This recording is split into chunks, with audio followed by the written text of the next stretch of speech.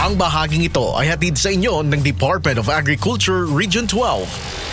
Pinagtibay pa ng Department of Agriculture, Philippine Rural Development Project o DIPRDP ang kanilang pangako na mapaunlad na connectivity sa mga kanayunan at maisulong ang inklusibong pag-unlad.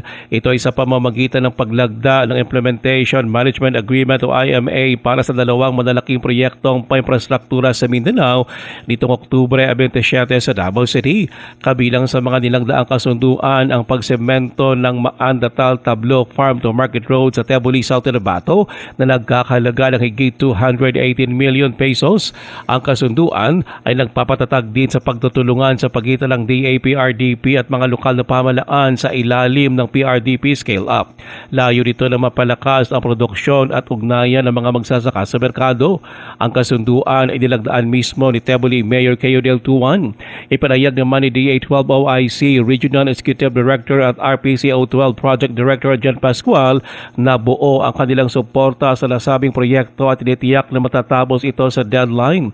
Ito ay sa pamamagitan ng kompletong dokumentasyon at maayos na koordinasyon. Inaasahan naman ang nasabing Farm to Market Road ay magpapadali sa pagdadala ng agricultural products sa mga pamilihan, magpapababa sa post-harvest losses at magbubukas ng mas maraming oportunidad makabuhayan para sa mga magsasaka.